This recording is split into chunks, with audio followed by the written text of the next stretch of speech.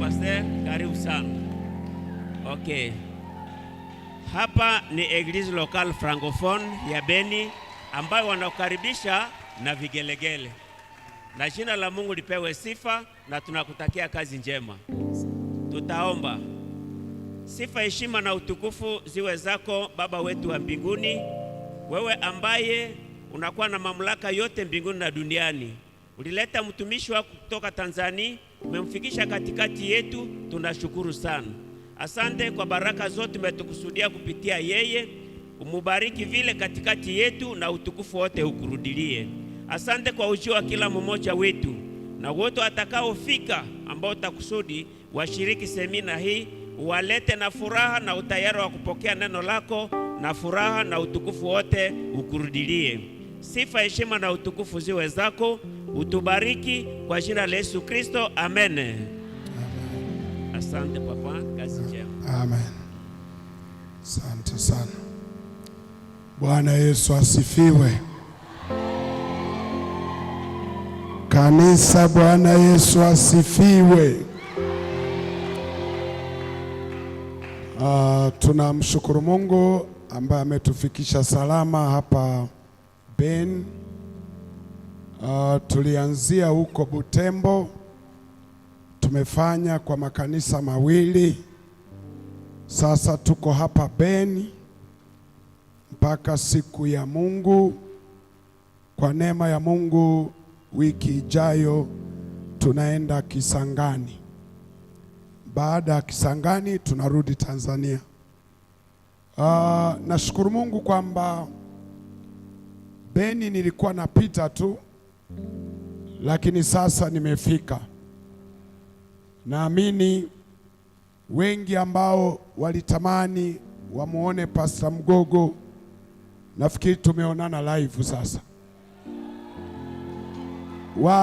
Wangapi walikuwa nafuatilia kwa mitandao? Kumbe nyie wote. Unajua, nilikuwa nawaambia wengine huko, nyie mnasema tumefurahi kumuona live,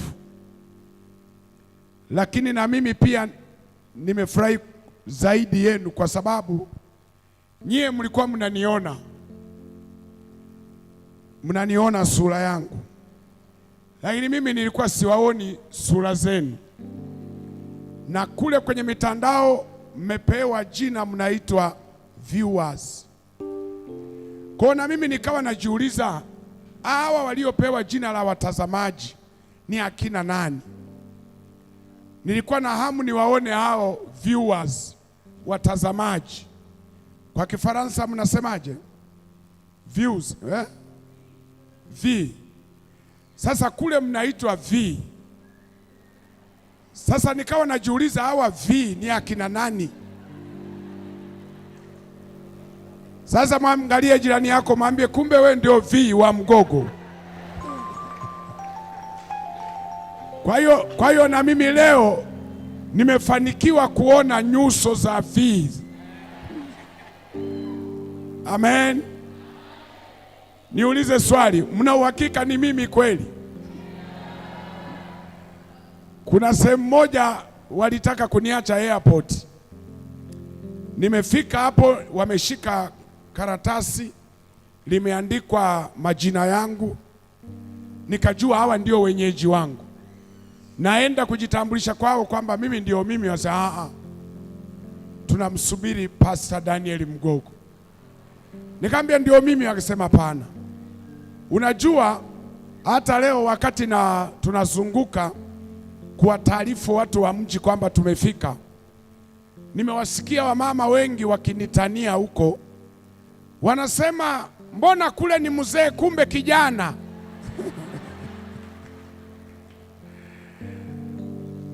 Sasa na wale watu walikataa kunipokea, nikakaa hapo nikawaambia, mkimpata huyo Mgogo muondoke naye, mkimkosa ili msiende mikono mitupu, basi munichukue mimi, kwa sababu sasa mkirudi mikono mitupu nyumbani haitakuwa sawa. Kwa hiyo mimi nikakaa hapo. Baadaye wakapiga picha wakatuma kwa watu walioniunganisha nao, wakasema eti huyu ni Mgogo. Ambia yeye ndio yeye. Sasa mbona kule yuko tofauti?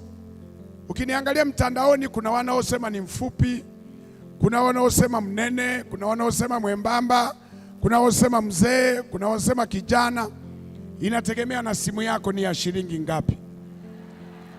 Ukiwa na kasimu ka bei ndogo, lazima hutaniona vizuri, lakini ukiwa na iPhone na kasimu kazuri, Mgogo ni yule yule. Amen. Muulize jirani yako, unatumia simu ya shilingi ngapi? Kama kasimu kako katakuwa na bei ndogo, hautaona kama ni mimi. Leo nataka tuweke utangulizi, tuweke mwanzo wa masomo yetu, kwa maana ya kwamba kufundisha nitaanza kesho. Leo nataka nikusalimie, niweke utangulizi. Mnaelewa utangulizi? Najua wiki hii mtateseka kidogo kwa sababu ya Kiswahili cha Tanzania. Nyie mko na Kiswahili cha kwenu. Amen. Si mnajua Kiswahili kizaliwa Tanzania, kikaugua Kenya, kikaja kikarazwa Uganda na Burundi na Rwanda. Bahati mbaya kikafa. Kilipokufa kikaja kuzikwa wapi? Kwa hiyo sasa tunashukuru Mungu kimefufuka. Sasa kilipofufuka kijui hata kinaenda wapi. Ndio maana Kiswahili cha Kongo kiko kinyume, yani kiko vice versa. Waingereza wanasema kiko kinyume. Ndio maana Mkongo akisema nyuma anamaanisha mbele, akisema kuuza anamaanisha kununua. Hai, sawa, tutaenda polepole. Siku hizi na mimi nimeanza kuwa Mkongo, ninajua 30, 20. Nimeanza kuelewa mbele, kuuzisha, kuuza, nimeanza kuelewa. Kwa hiyo leo nataka niweke utangulizi, kama vile kuwasalimia, ili ukawaambie na wengine Mgogo amefika. Amen. Kuna mtu yoyote hapa ambaye ana rafiki yake ni mbishi, haamini kama Mgogo amekuja? Yuko mtu hapa? Una rafiki yako ni mbishi, yaani hakubali kwamba Mgogo amekuja? 1, 2. Wenye marafiki wabishi 3, 4. Tukimaliza ibada mtakuja tupige selfie ukamuonyeshe. Ni hao 4 tu ambao wako na marafiki wabishi. Nyie wengine wote ndugu zako wanakuamini. Bwana Yesu asifiwe. Tumesema watu wangapi? Mtu wa protoko? Watu 4. Akipanda mwingine weka ndani, atakuwa nasumbua kanisa. Bwana Yesu asifiwe.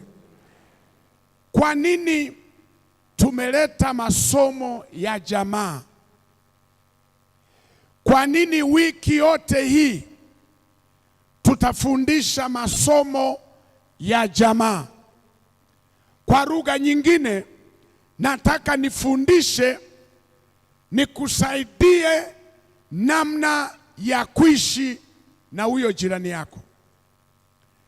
Mwangalie jirani yako, mwambie najifunza jinsi ya kuishi na wewe. Wale wanaofuatilia mtandaoni, ninawaambia moja ya kazi ngumu ulio nayo ni ya kuishi na watu katika jamaa yako. Hiyo ndio kazi nzito. Niliwaambia wale wanaofuatilia kwa mtandao, kitakachokufanya ukafike mbinguni. Utafika mbinguni kwa sababu ulifaulu kuishi na huyo jirani yako. Kazi ulionayo ni ya kuishi na watu katika jamaa. Nawaambiaga watu, moja ya kazi ambayo Mungu ametupa ngumu ni kuishi na watu katika jamaa. Sio kitu rahisi. Ndio maana nawaambiaga nikiwa nafundisha mambo ya semina ya ndoa, nawaambia hivi, ukiishi na mwenzio kutoka Januari, mnaelewa Januari, mpaka Disemba, mnaelewa Disemba. Kama umefaulu kuishi na mwenzako kutoka Januari mpaka Disemba, weka sherehe. Weka sherehe kumshukuru Mungu kwamba Baba, umenisaidia, nimekaa mwaka mzima na kiumbe hiki, sijafa kwa pressure, sijafa kwa mawazo, kwa stress, sijafa, bado niko hai na niko na kiumbe changu. Tunaendelea na mwaka wa pili. Ndio maana ukiona watu wanasherekea Christmas, wanasherekea mwaka mpya, usifikirie tu wanasherekea kuvuka mwaka. Kuna sherehe nyingine ya asili anayosherekea kuishi na kiumbe kinaitwa binadamu. Sio kiumbe rahisi. Ndio maana hata niwahi kuambia, kama kanisa lina watu wenye akili timamu, wanapaswa mwishoni mwa mwaka, ikiwezekana, wampeleke pasta akapumzike Kampala, Dar es Salaam, South Africa, yeye na mke wake akarelax, kwa sababu kuongoza kanisa mwaka mzima na viumbe hawa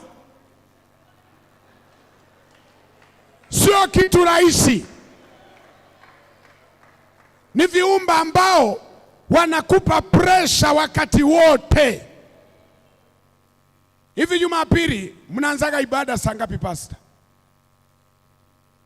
Mnaanza ibada saa ngapi? Saa 1 ya asubuhi. Wanafika saa ngapi? Wanafika saa ngapi?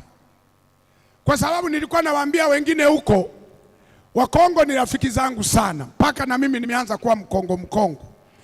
Nikawaambia Wakongo wana sifa nzuri 3. Wakongo wana sifa nzuri ngapi? 3. Sifa ya kwanza, Wakongo ni wakarimu. Huwezi kufa njaa ukiwa na Mkongo. Wakongo hata wanapopika chakula wanapika kingi kama na mgeni atakuja. Wakongo sio wanyimi, ni wakarimu. Duniani kote Wakongo ni wakarimu.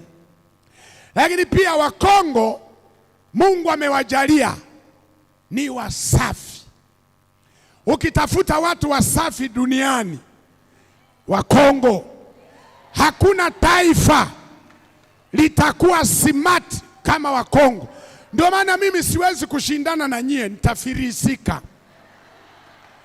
Wakongo wanajua kuvaa suti. Wakongo wanajua kuvaa vitenge, magauni.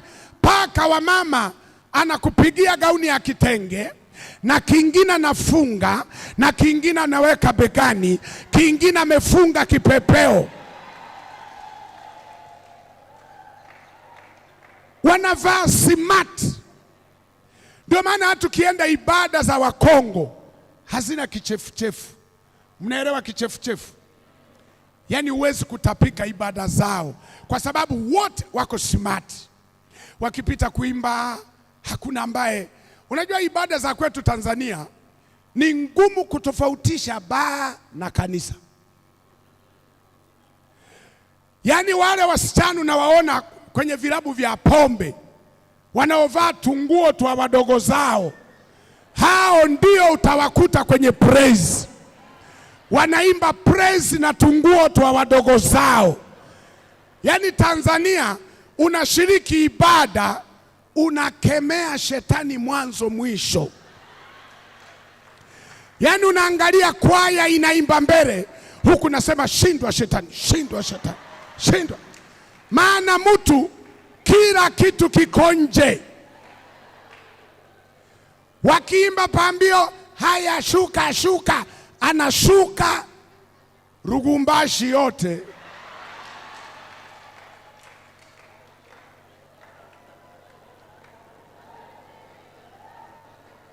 Tanzania tuko na shida. Tanzania, Kenya, Uganda sio sana.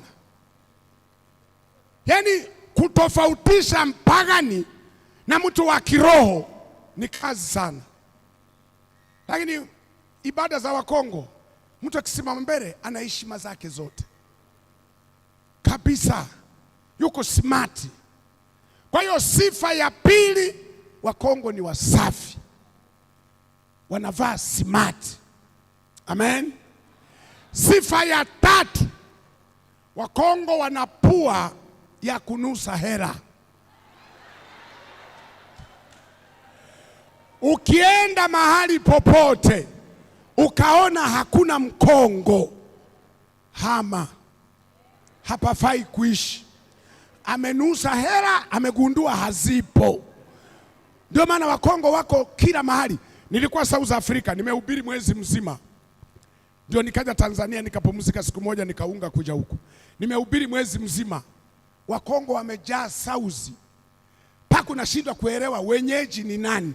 Maana wamejaa mpaka tu vijiji twa mwisho. Wakongo wapo. Wakongo wanajua kunusa hera. Amen. Kwa hiyo wana mazuri mangapi? Lakini duniani hakuna kizuri kinachokosa kasoro. Najua hiyo ni habari mbaya, hamtaki kuisikia. Duniani hakuna kitu kizuri kinachokosa nini? Kasoro. Kasoro za Mkongo ziko mbili tu, sio nyingi. Mkimaliza hizo mtakuwa taifa teule la Israeli ya pili. Matatizo yenu yako mangapi? Mawili.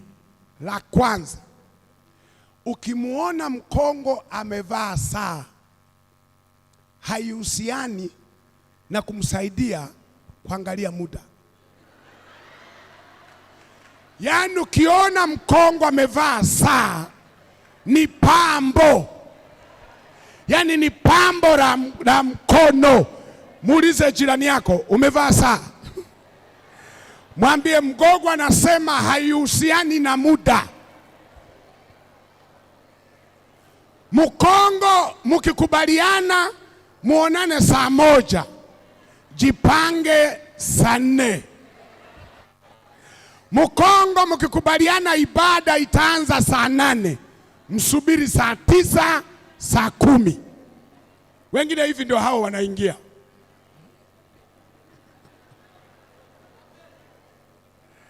Amen. Kwa hiyo tatizo la kwanza la Mkongo, hana muda. Ukifuatilia sana muda, atakuwa na kukwaza kila wakati. Amen. Kama unabisha, utakuwa mchawi. Hili ndio tatizo la kwanza la wanani. Tatizo la pili, mlivyotulia mnasubiri tatizo la pili. Tatizo la pili, Mkongo ndio kiumbe ambacho hakitaki kutawaliwa na yeyote. Kila Mkongo ni mbabe. Kila Mkongo anataka uhuru wake. Hataki kuwa controlled, yani kwamba uweze kumtawala Mkongo umuongoze. Hawaongozeki. Ndio maana nimekwambia ukiwa mchungaji ukachunga Wakongo kutoka kutoka Januari mpaka Disemba, kula jogoo peke yako. hawaongozeki. Kila mtu ni kiongozi, kila mtu ni kiongozi. Ndio maana hata protoko wanapata tabu. Kaa hapa, sio lazima hata pale.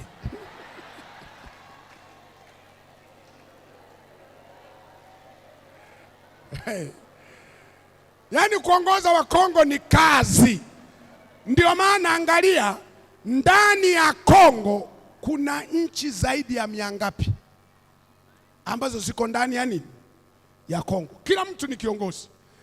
Tulikuwa tunapita huko kwenye tubarabara huko. Unapita hapa wamefunga kamba. Anasema upiti mpaka unipe hela. Unamuuliza, kwani wewe ndio umechonga barabara? Nasema upiti mpaka unipe hela. Unasema nakupa kwa ajili ya kazi gani? Nipe hela. Unampa hela. Unafika mbele kamba nyingine na hapa upiti mpaka. Unajiuliza, kuna serikali ngapi? Kila mtu ana mamlaka yake.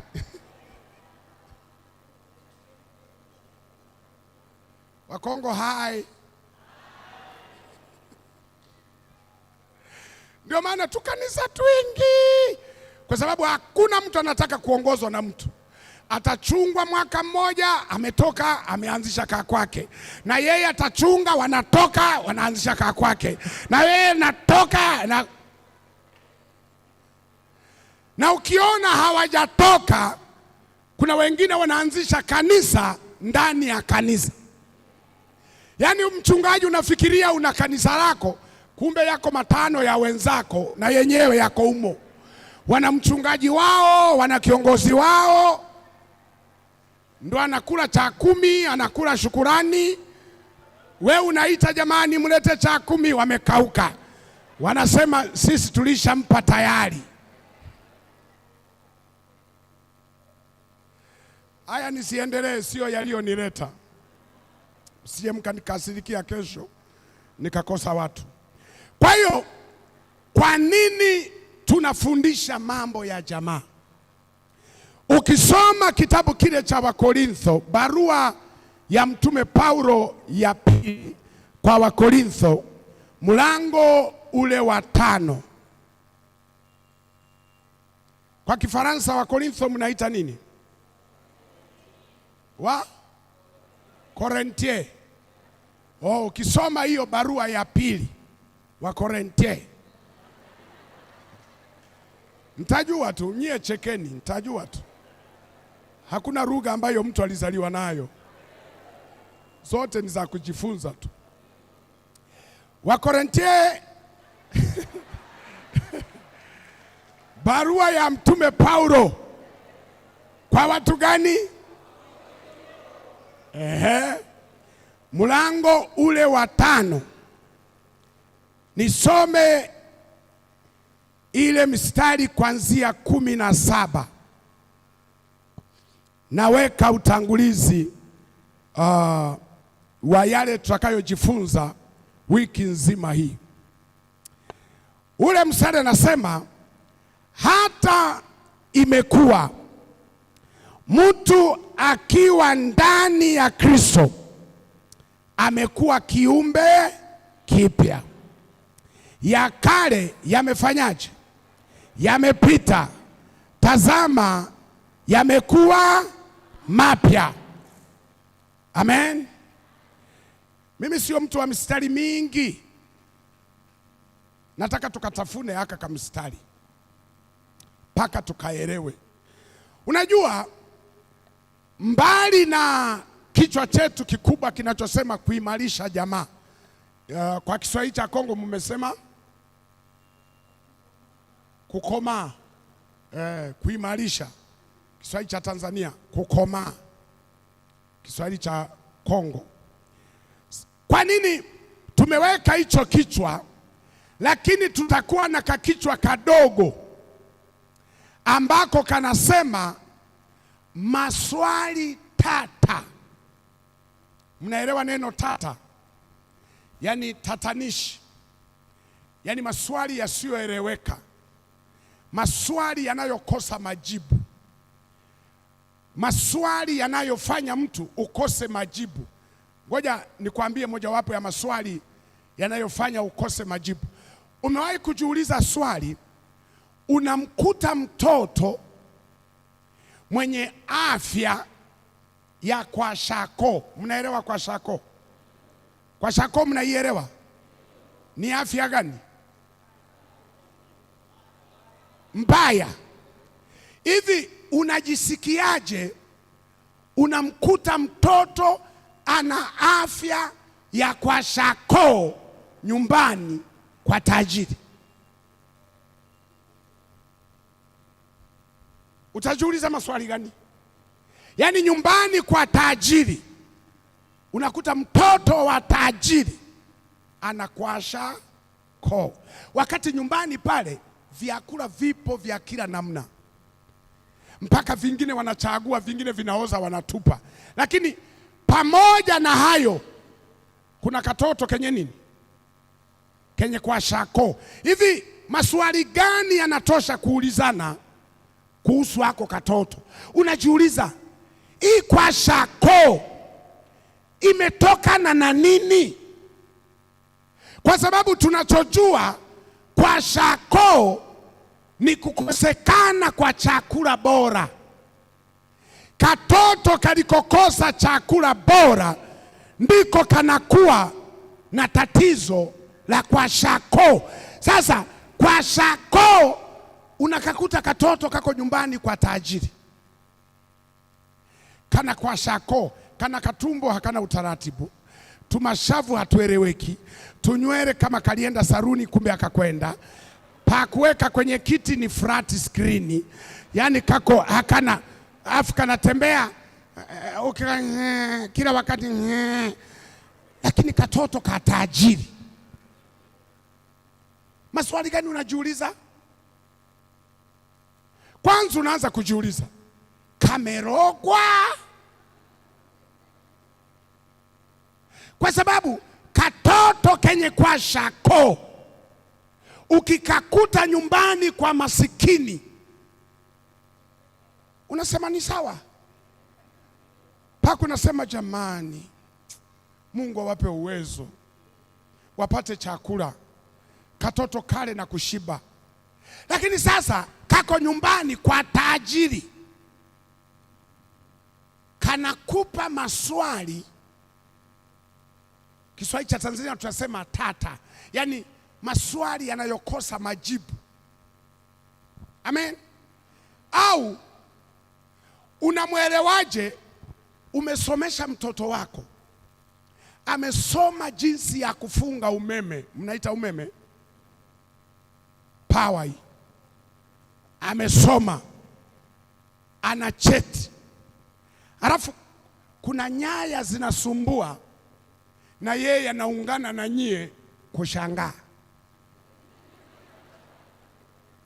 na yeye anasema inawezekana leo tukarara giza. Mnamuuliza, ulisomea nini? Umeme. Umemaliza shule? Umepata makaratasi la kwamba ulifaulu? Waya hizo hapo, nyaya za umeme hizo. Sasa onyesha makaratasi yako, onyesha shule yako uliosoma kwa vitendo. Pale waya imekatika, naye anasema tutafute fundi. Na ulimaliza mapesa yako kumlipia umeme, waya imekatika. Mnaita waya zile si nini? Singa. Singa imekatika. Mtoto wako amesomea jinsi ya kuunganisha singa, alafu singa imekatika, na yeye anaungana na nyie, anasema sasa hii singa sijui tunafanyaje. Maswali tata yanayosumbua, maswali ambayo unakosa majibu. Amen. Sasa Biblia inasema, huyu ni Paulo anasema, tazama kwamba mtu akiwa ndani ya Kristo Yesu amekuwa kiumbe kipya, ya kale yamepita, sasa yamekuwa mapya. Sasa swali langu, huu mstari hivi watu wanauelewa kweli? Hasa kinachotupa maswali yanayotusumbua leo, makanisa yamejaa, hata wanafamilia, wanajamii wanashinda makanisani, lakini ukiangalia maisha yao wanayoishi kwenye hizo familia hayafanani na huu mstari. Ukiwaangalia sio ya kale yamepita, ukiangalia wanavyoishi sio ya kale yamepita, ila ya kale yanaendelea. Jana tulikuwa na ubatizo pale kanisani, tulipokuwa tunamaliza semina yetu, walikuwa na batizo. Nimemsikia mchungaji akisema hawa wamekufa katika Kristo Yesu kwa mambo ya dhambi, wamefufuka, wamekuwa wapi? Wangapi wamebatizwa hapa? Kwa hiyo ulikufa katika dhambi alafu ukafufuka. Hivi wachungaji, tuulizane maswali kidogo. Hivi hawa watu tunaowapa mfano kwamba wamekufa katika dhambi, wamefufuka na Kristo, hebu tuwe serious. Ni kweli hawa watu wamekufa au tunawazika walio hai, wanafufuka wako hai?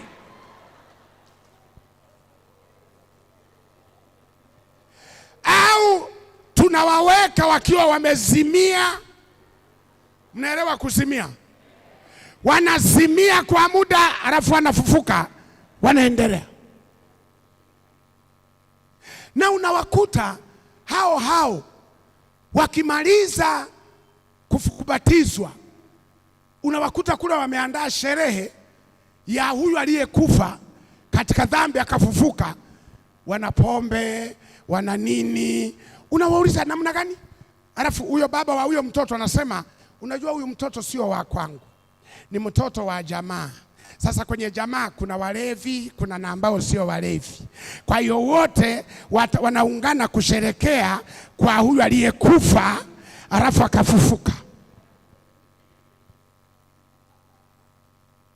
Yaani katoto hakajamaliza hata siku moja, wameweza katwisha mapepo ya pombe, mapepo ya nini. Ndio maana kuna wakati tunajiuliza maswali, hivi ni kweli hawa watu tulionao kanisani ya kale yamepita kweli?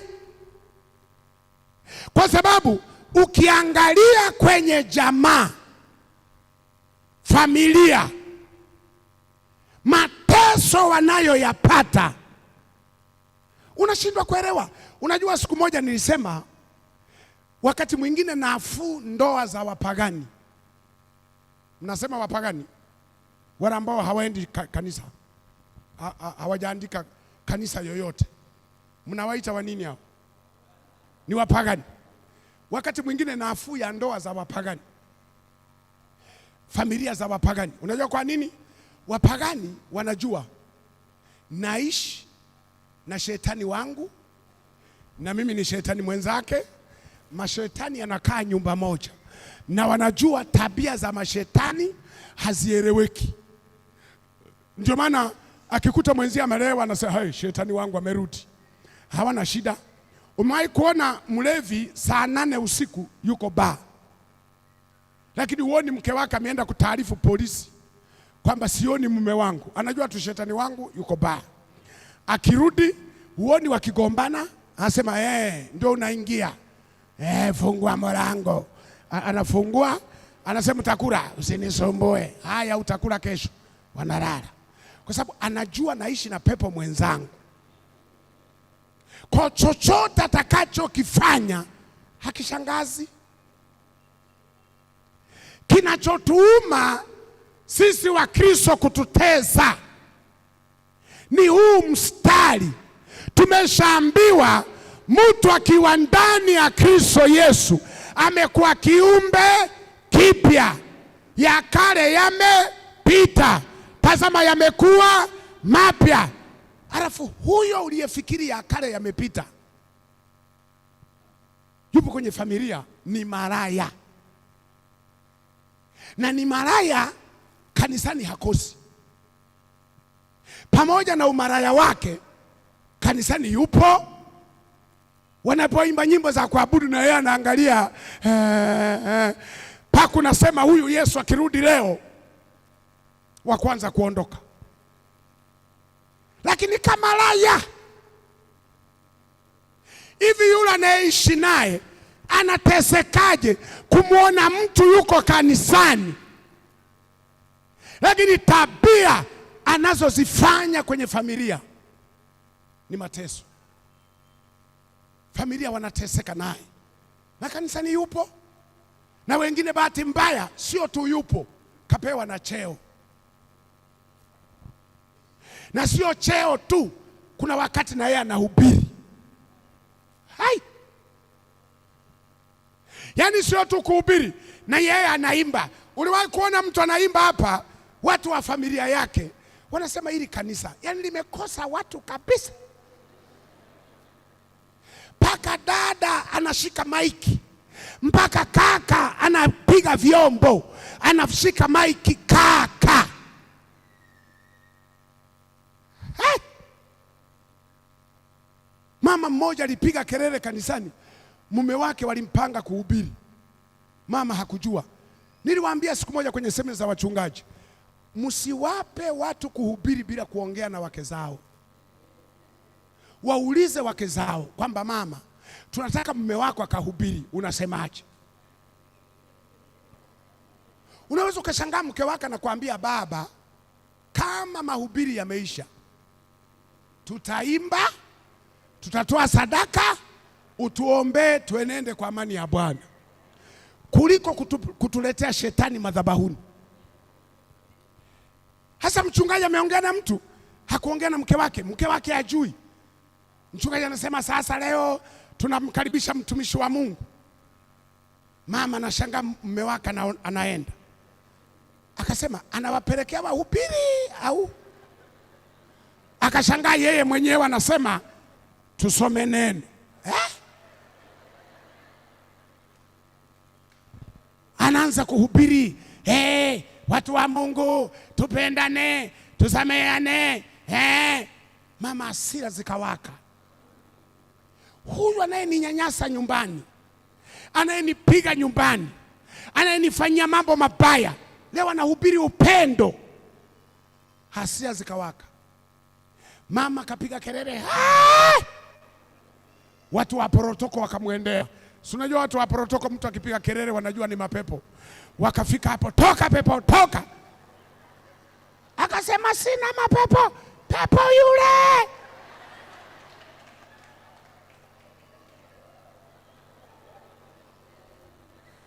Mzee mahubiri yakaisha. Hasa Bwana bariki neno lake, akakaa. Mchungaji akasimama, akajaribu kupoza poza, yule ana stress, tuendelee na ibada, watu wa Mungu.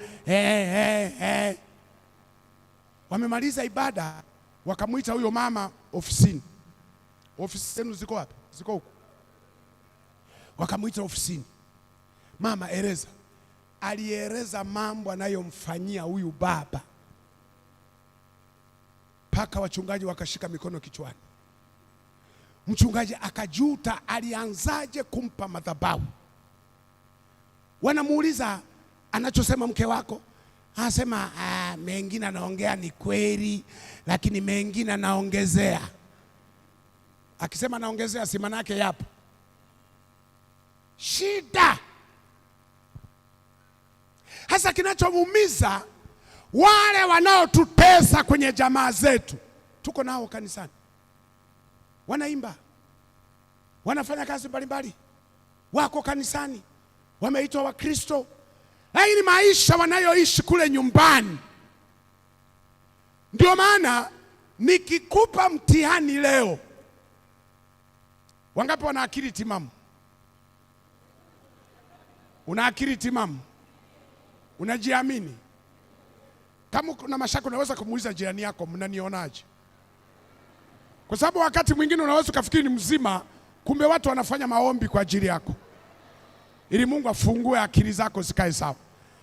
Nimesema wangapi wana akili? Una uhakika? Sawa. Sasa kama una akili, hebu naomba tusafiri kimawazo. Twende nyumbani kwako. Kimawazo. Si unaweza kusafiri? Tuanze safari. Toka nje. Umetoka, umeanza kwenda, umepanda boda, umetembea kwa mguu, umepanda nini, unaenda, umefika hapo karibu na kwako, umefungua mlango, umeingia ndani, unawaona watu mnaoishi nao, watoto, baba, mama, nini, wote mnaokaa pale, unawaona. Chukua karatasi, chukua na kalamu, andika kichwa, na msaidia Yesu watu watakao kwenda mbinguni kwenye nyumba hii. Umeandika? Andika namba 1. Mwandike unayemwamini Yesu akirudi leo ataondoka kutoka kwenye nyumba yenu. Andika. Umemuona? Umemuona? Yaani kila unayemgusa moyo wako nakataa. Unasema baba, huyu ndo atakuwa kuni jehanamu. Unasema mama, huyu ndo atakuwa petroli yako washia. Unasema dada fulani, huyo ndio kabisa. Yaani hata wewe mwenyewe hujajiandika hapo. Hata wewe mwenyewe una mashaka Yesu akirudi leo. Ndio maana mnaona kuna mwaka fulani walitangaza kwamba utakuwa mwisho wa dunia. Mnakumbuka? Ilikuwa 1999 kuingia 2000. Kumbe aliyeweka sasa Kiswahili cha huku ni kigumu kuelewa. Aliyeweka mambo kwenye kompyuta ilikuwa inaishia 1999 kwenye programu ya kompyuta yake. Alipokomandi kuingia 2000 ikagoma, kwa akajua ni mwisho wa nini? Kumbe ni mwisho wa programu zake. Sasa wakatangaza, mwisho wa dunia. Nakumbuka mkesha wa kuingia mwaka mpya, kanisa letu lilijaa, hata watu ambao hawajawahi kuja kanisa wanasema tunajua inawezekana kwa mwisho wa dunia. Sasa Mungu atukute humu tukiwa tumetubu dhambi, haiwezekani mkatuacha, tunataka tuende wote. Yaani walikuwa wapole kwenye ibada. Walipoona tumeingia 2000 walichomoka kwenda kupiga ngoma na kwenda kunini na kwenda kunywa mapombe, wakasema kumbe Mungu ameahirisha. Unanisikia ninachokisema? Kwa hiyo kwenye familia yenu wewe mwenyewe hujamuona mtu unayemwamini, kwa sababu tabia ambazo zinaendelea kwenye familia yenu sio zile tulizozitarajia, kwamba mtu akiwa ndani ya Kristo Yesu anakuwa kiumbe kipya. Nenda familia nyingi, mambo ya zamani yanaendelea kwenye hizo familia: vita, ugomvi, mafarakano, madivorce.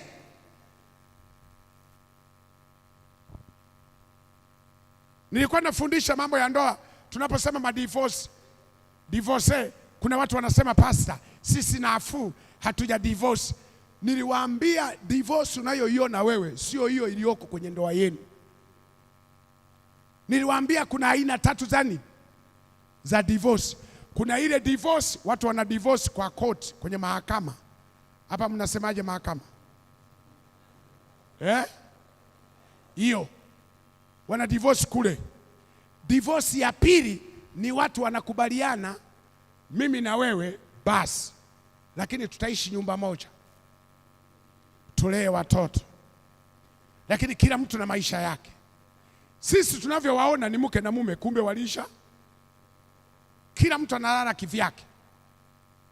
Wengine wamepeana mpaka vyumba, huu cha baba cha mama vya watoto, wapangaji waaminifu, wanaishi nyumba moja, kila mtu na maisha yake. Amen. Muulize huyo uliyekaa naye hapo, muulize mwenzako anajua una shilingi ngapi? Kila mtu na hela zake, kila mtu na maduka yake, kila mtu na biashara yake, kila mtu anajinunulia nguo. Walisha divorce kimya kimya. Divorce ya tatu ni ile ambayo tunasema mtu anamdiriti mwenzake moyoni. Mnaelewa kudiriti? Anamfuta. Kwa Kifaransa mnasemaje? Anamo. Hasa kuna watu wamewafanya hivyo, wamefutana mioyoni, wanaishi pamoja lakini mmoja amefuta mwenzake. Ndio maana unashangaa unakaa kutoka asubuhi mpaka jioni, hupokei meseji hata moja ya mwenzako kukwambia umeshindaje, umekula mchana, unaendeleaje. Kimya. Yuko bize na simu, sio kwa ajili yako, kwa ajili ya watu wa Butembo, Kisangani, Bukavu, ndo anawasalimia. Hey, umekula? Hey, umeshindaje? Hey, hey, hey, hey. Wewe ukiona na kupigia simu kuna matatizo. Ndio maana hata we mwenyewe hupokei simu kama ya mume au ya mke, unapokea kama ya polisi. Yaani kipigwa, swali la kwanza nini? Kuna nini? Sema haraka, nina mambo mengi. Lakini wakimpigia wengine, niambie za siku, lakini mume nini? Halafu unaniambia kwamba bado ndoa yenu ipo. Siku ya ndoa usikose, ilete ndoa yenu hiyo tuitengeneze, ilishaharibika. We mwenzako anaumwa, hata na wewe huumwi pamoja naye. Anaumwa, unamwangalia, anasema nasikia, sema unakunywa na maji. Unamwambia sijui sijisikii hamu ya kula, weka na limau, ndimu.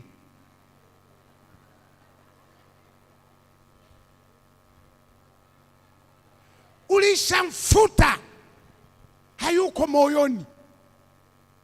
Mama mmoja mume wake akapata ajali na watu wa kampuni yake, wenzake wakafa, yeye akapona. Anarudi nyumbani anasema, mke wangu, Mungu ni wa ajabu. Kwa nini? Kwa sababu Mungu ametenda muujiza. Upi? Yaani gari yetu imepata ajali. Wenzangu wote wamekufa, nimepona mimi. Sasa wale familia zao watafanyaje? Kampuni imesema watawapa dola milioni 10. Akasema dola ngapi? Milioni 10. Akasema, mume wangu, wewe ulikaa upande gani?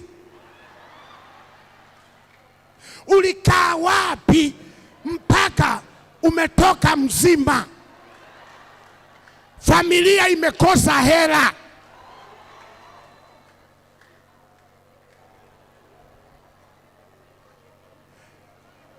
Hebu niambie mtumishi, pana ndoa hapa? Pana mke hapa? Akakamama kakisikia kwamba kuna watu wanauza wanaume, atakosa kupeleka huyu?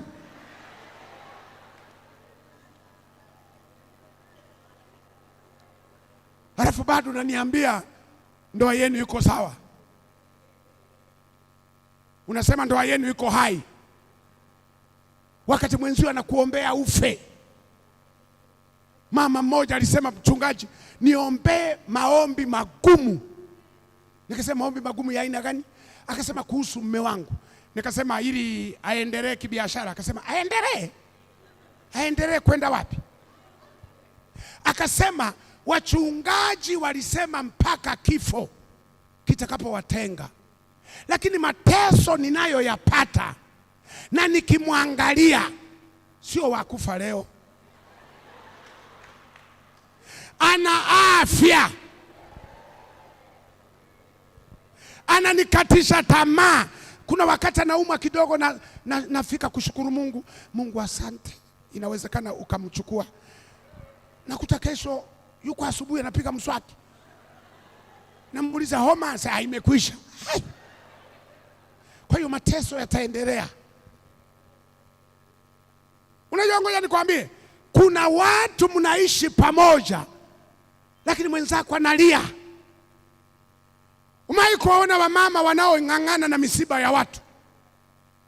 Sio ndugu, hawana undugu wowote, lakini mama analia kuliko waliofiwa. Unajiuliza kwa sababu gani? Msikie maneno anayolia. Mungu, umechukua watu wema, umechukua watu wema, umechukua watu wema. Unajiuliza sasa anamaanisha nini?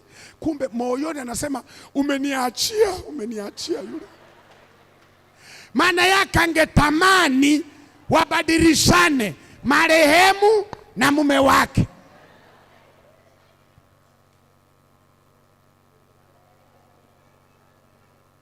Tukisema wiki hii tunafundisha habari ya kuimarisha jamaa, mwe mnatuelewa.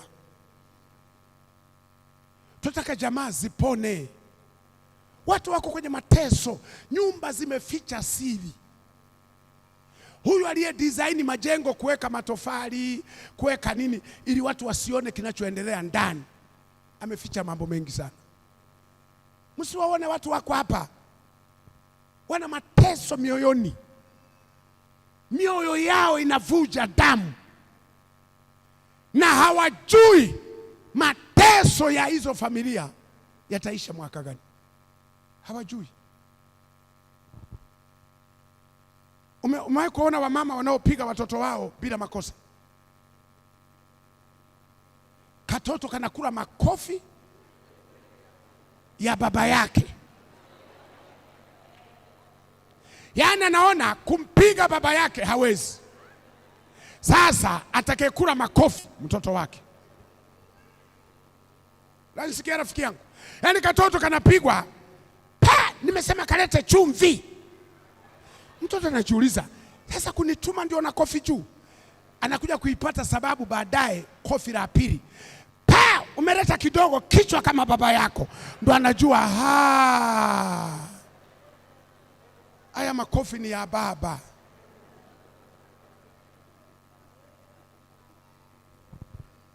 Sasa katoto kamekosa nini? Kama kichwa kinafanana na baba yake, si ndio vizuri? Kwa sababu baba, kama watoto wako angalau unafanana nao, inatupa matumaini. Ya? Inatupa matumaini. Kwa sababu ngoja niwaambie wanawake, msifikiri tunawaamini 100%. Kama vile mnavyohisi sisi ni wasaliti. Unajua wanawake wote wanaishi kila wanaume ni maraya, wanaume ni wasaliti, wanaume hawatuamini kabisa. Ndio maana wakati mwingine unarudi nyumbani anakukumbatia, usifikiri amekukumbuka. Ananusa harufu kama imefanana na ile uliotoka nayo.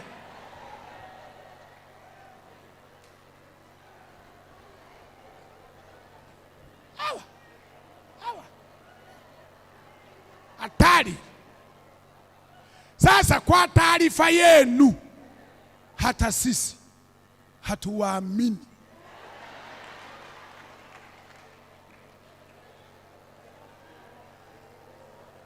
Hatuwaamini 100%. Unafikiri kwa nini huyu jamaa amekaa na katoto kake? Amekaangalia, ameona anafanana nako kwa mbali, akawa na confidence. Na sisi ndio maana ukizaa katoto, kitu cha kwanza ukiona mume wako anakabeba katoto na kaanga hivi, anaangalia kama akakaa kwangu au kuna mtu alinisaidia.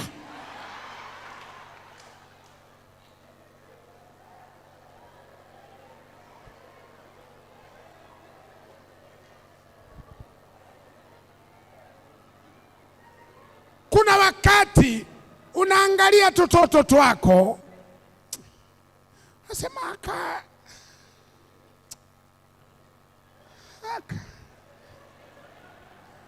kwamba nikaa kwangu.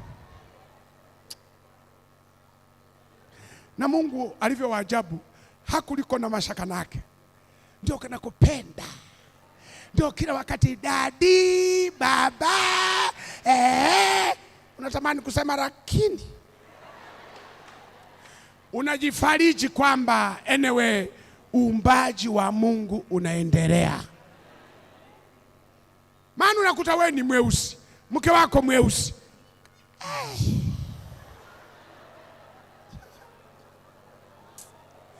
unasema anyway Mungu ana rangi nyingi, anaweza kaileta yoyote kwa utukufu wake.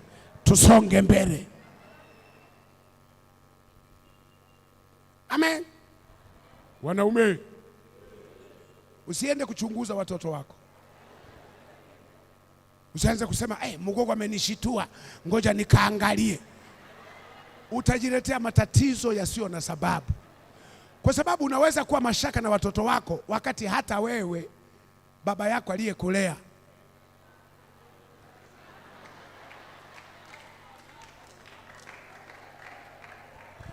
usijiletee matatizo yasiyo na sababu. Unajua, nawaambiaga watu umri tulionao sasa ni wa kutafuta amani ya moyo. Usitafute vitu vingine vitakavyo kuondoa mapema, tafuta amani ya moyo. Unasema hata kama unajifariji kwamba sio kila maembe, maevakado, si manini yaliyo kwenye shamba la mtu alipanda yeye. Mengine kuna watu walikuwa nakula embe wakatupa ikaota, wengine walikuwa nakula ni ikaota. Mwenye shamba anapalilia, analima, matunda atakaye kula ni nani? Mwenye shamba.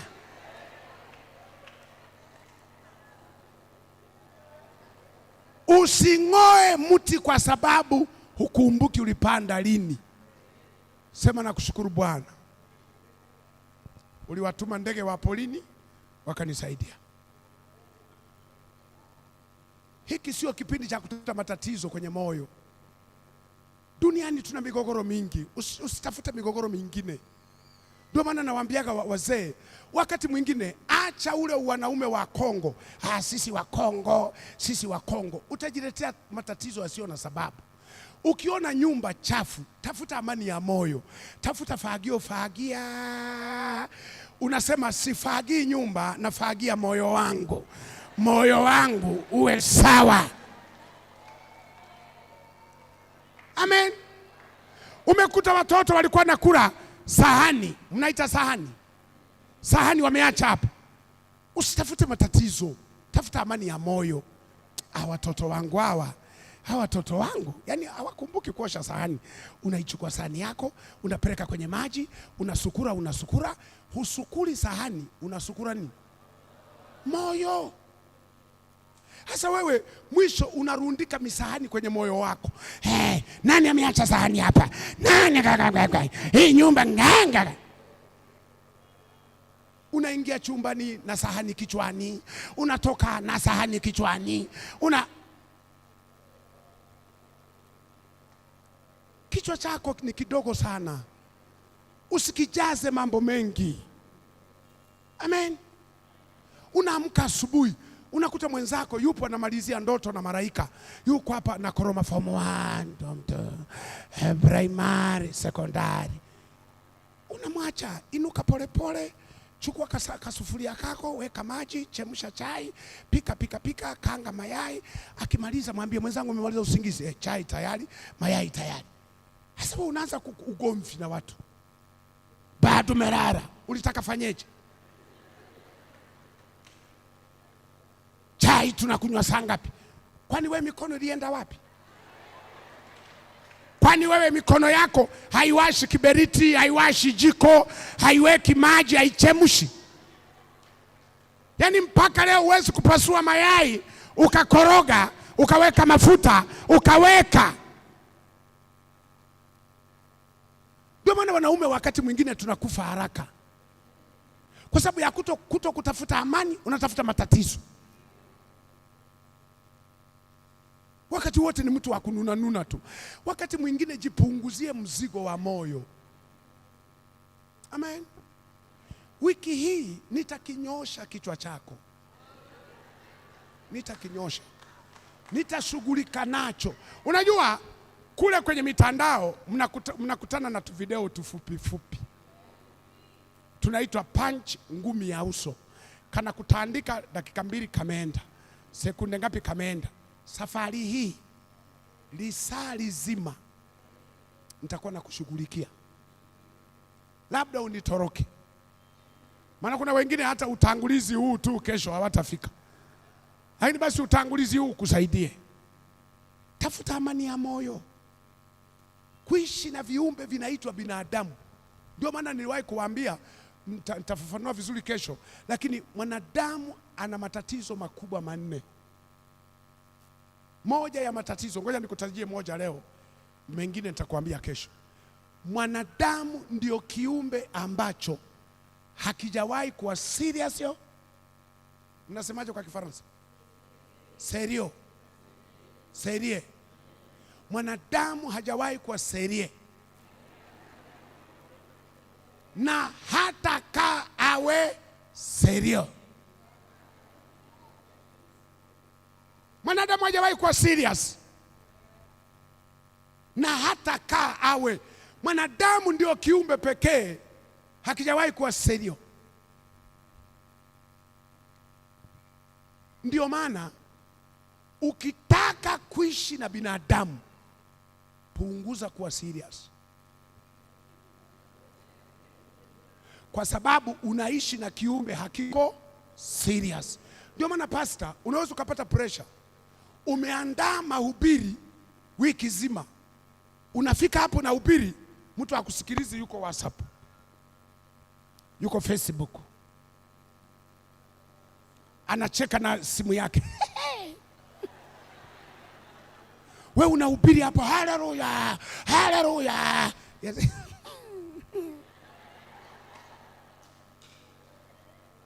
Unaweza ukakasiri ukasema wewe inuka, toka.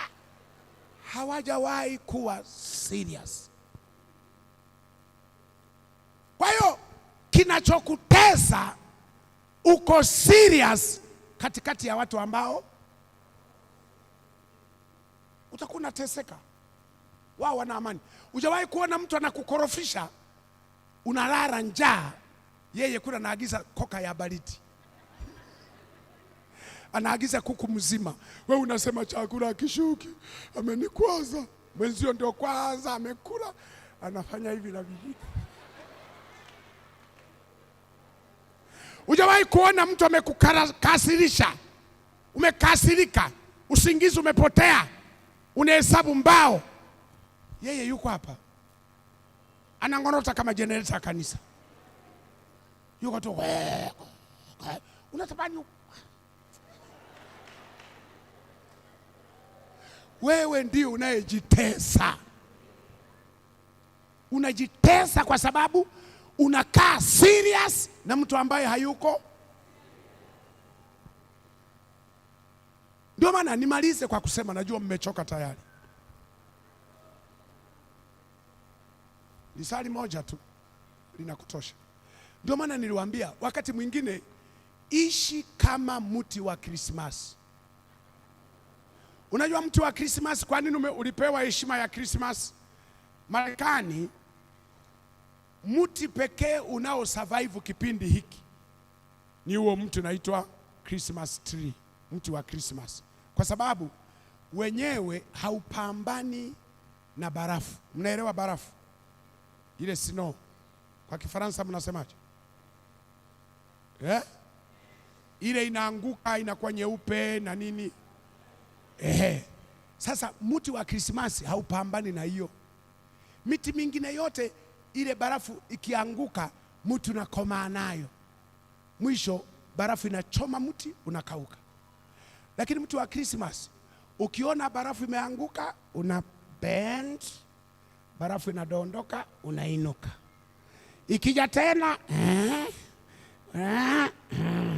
ndio maana una survive.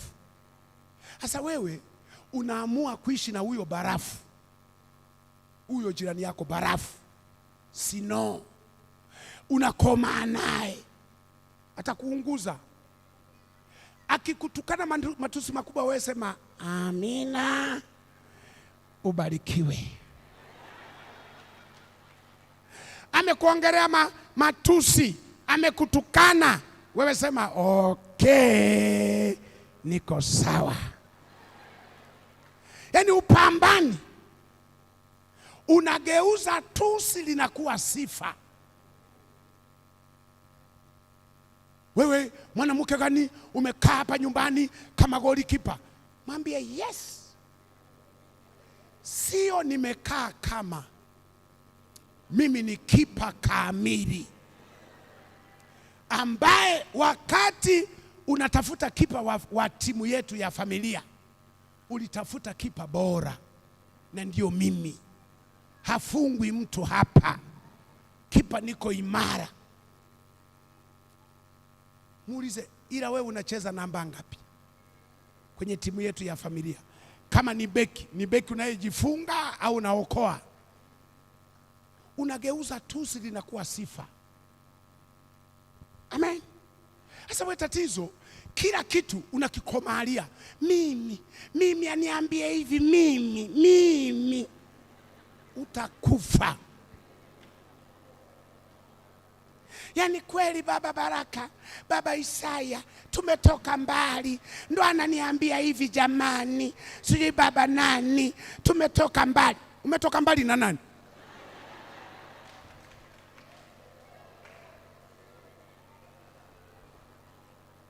Ndio maana niwaambia mama, ukiona mume wako muulize umemaliza? Mwambie nikutengeneze chai au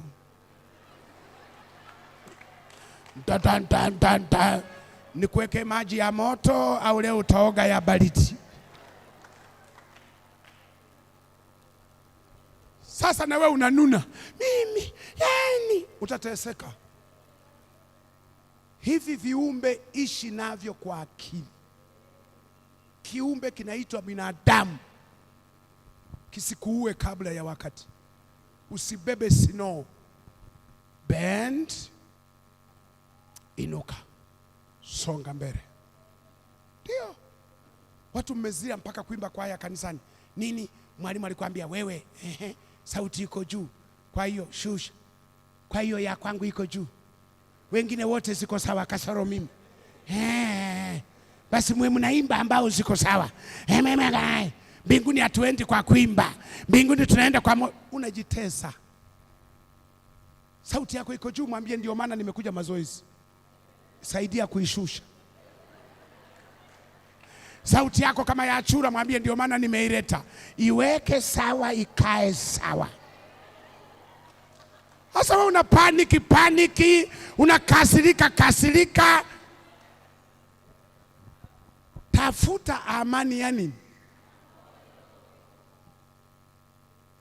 Tunataka watu wale ambao ya kale yamepita, tazama yamekuwa mapya.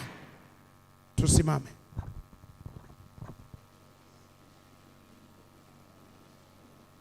Twasema asante, twasema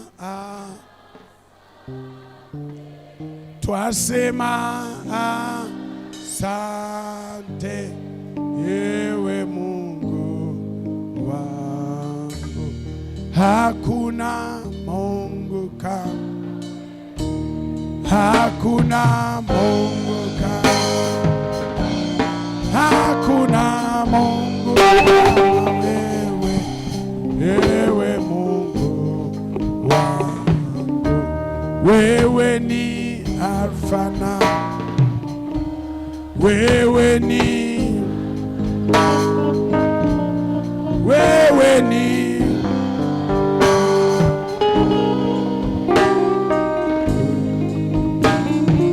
hivyo twasema kwako, twasema Baba, twasema asante.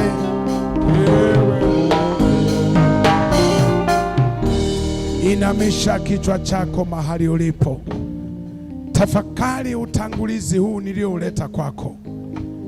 Nimeongea samale ya yale nitakayoyafundisha. Nimeongea mifupa ya mafundisho nitakayofundisha wiki hii. Nimekupa picha ya kila ambacho nitazungumza, lakini pamoja na kwamba ni utangulizi, pamoja na kwamba nimezungumza kama samale, lakini kuna maeneo Roho Mtakatifu amekukamata. Kuna maeneo Roho Mtakatifu amesema na wewe.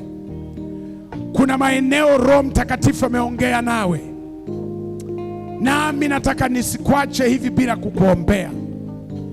Wewe unayesema Pastor, haya maneno yamegusa moyo wangu, natamani niwe kiumbe kipya, na yaona bado ya kale yako ndani yangu, mambo ya kale bado yananitesa.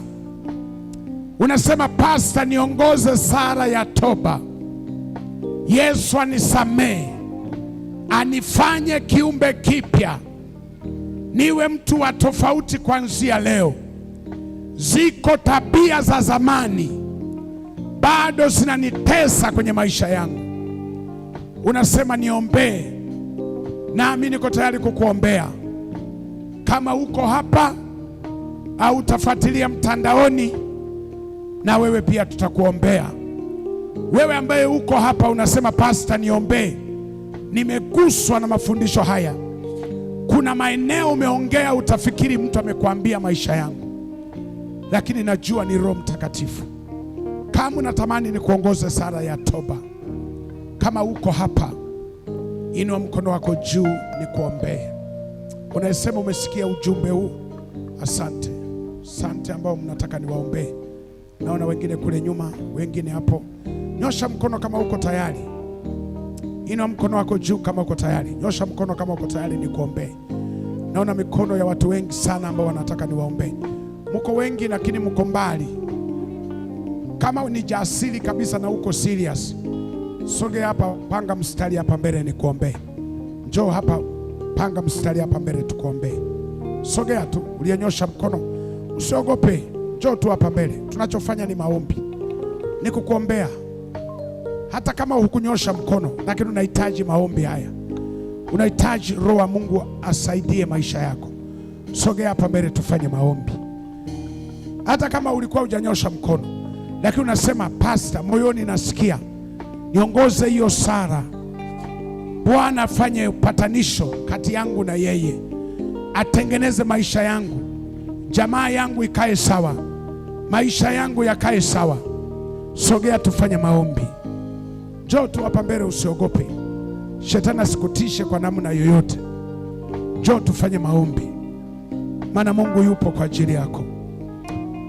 Tuliopita mbele, inua mkono wako wa kulia juu.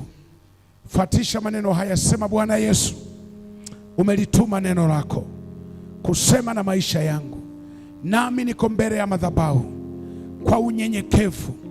Naomba anza maisha mapya ndani yangu na jamaa yangu. Maisha yangu ya change, tabia ambazo hazifai siondoke kwenye maisha yangu.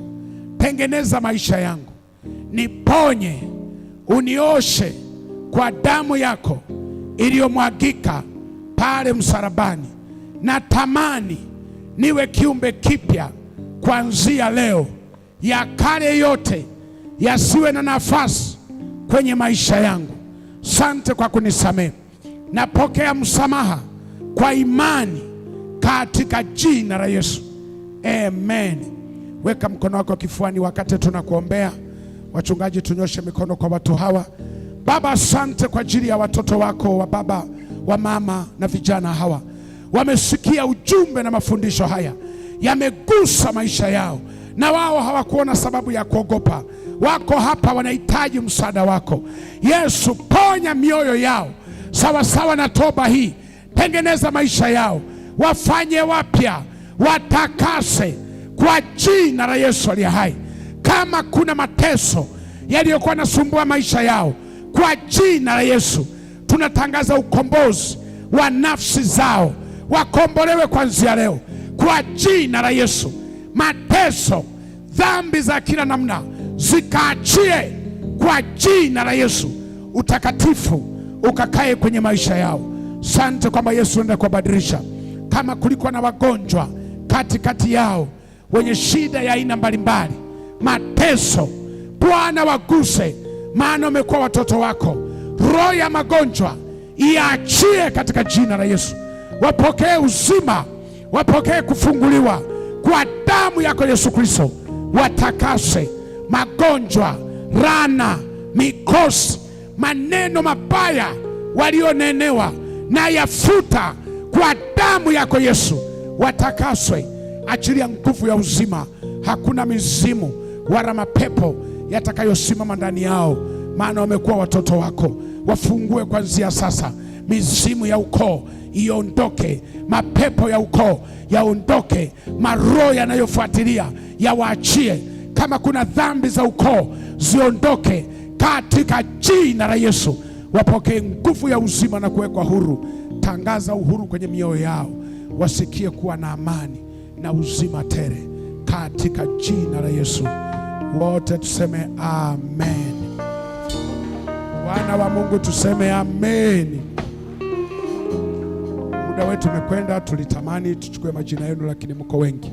Tuamini kwamba hamtarudi nyuma, tutaendelea kusonga mbele tukitangaza mafundisho ya kukulia wokovu.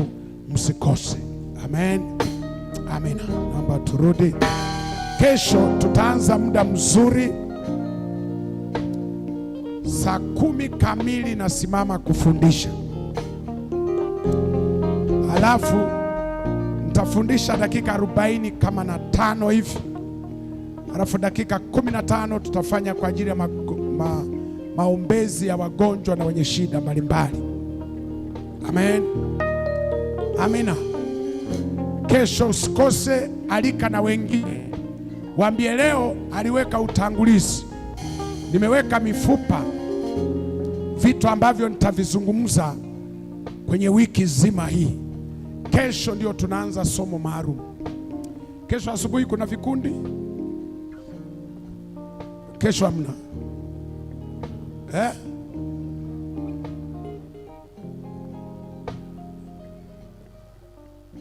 Wale walio wajane, tuna wajane hapa ambao bahati mbaya mume wako alitangulia. Unaweza kama mjane, sijajua kama watakuja na wagane. Kuna wajane na wagane. Wagane ni wanaume waliofiwa, wajane ni wanawake, au ni wamama peke yao?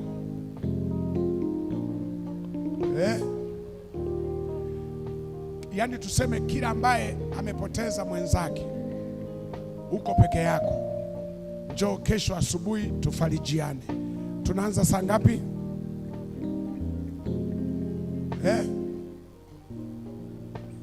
12 asubuhi.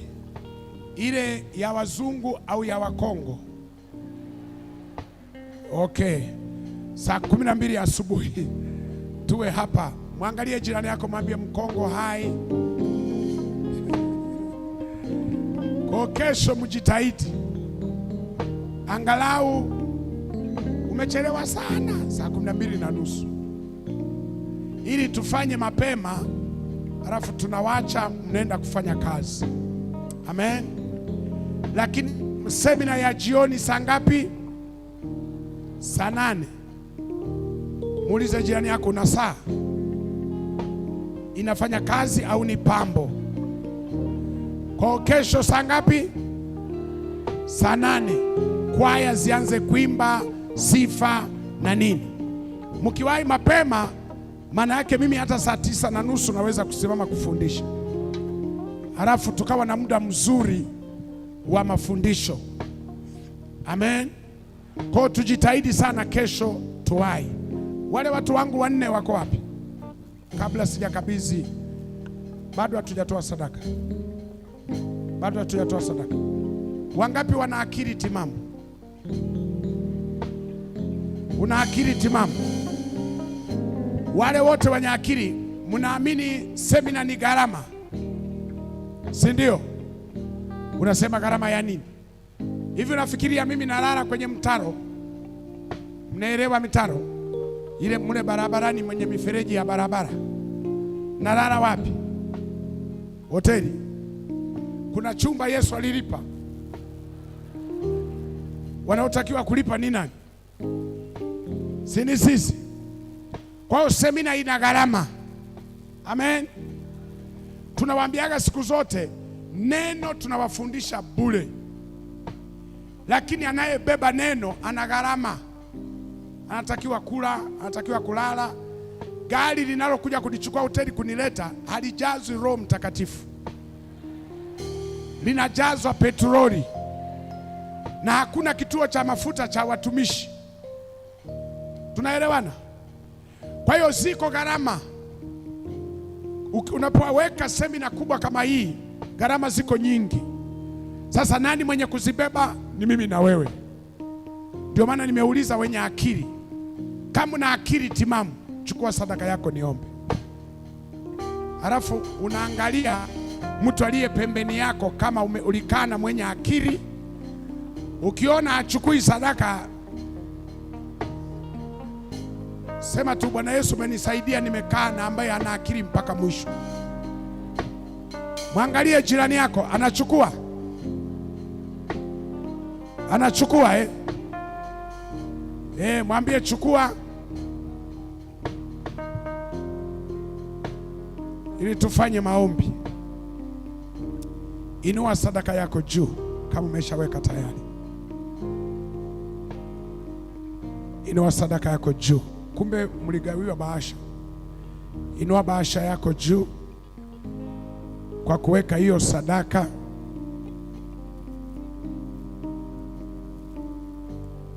Amen. Kuna wengine amkupata bahasha, mnataka wakupe, unaweza ukainua mkono juu. Haya, inua bahasha yako juu kama umeshaweka tayari. Baba, watazame watoto wako, wamekuheshimu sana, wanajua semina kama hizi ziko na gharama, na ndio maana hawakuja mikono mitupu. Wameliheshimu neno lako linalosema msiende mikono mitupu nyumbani mwa Baba, na wao wameleta sehemu ya baraka ulizowapa. Baba, ninakusihi kila mmoja aliyeweka bahasha yake juu na kuweka sadaka, kambariki. Hii sadaka ifanyike ulinzi, hii sadaka iwe uponyaji, hii sadaka iwe nguvu ya kuponya familia yake. Maana kwa sadaka Kornelio aliponya familia, kwa sadaka Tabita alifufuliwa, kwa sadaka Ibrahimu anaitwa baba wa imani mpaka leo. Nasi kwa sadaka tufanyie mambo makubwa. Zipokee hizi sadaka, maana tunazileta kwa moyo wa kupenda, katika jina la Yesu. Wote tuseme amen. Wana wa Mungu tuseme amen. Amina. Nafikiri wanaendelea kuleta, tuendelee kuzileta hizo sadaka. Wakati namaliza deni la wale watu 4, waje hapa kabla sijakabidhi maiki kwa mtumishi. Wale watu 4 wako wapi?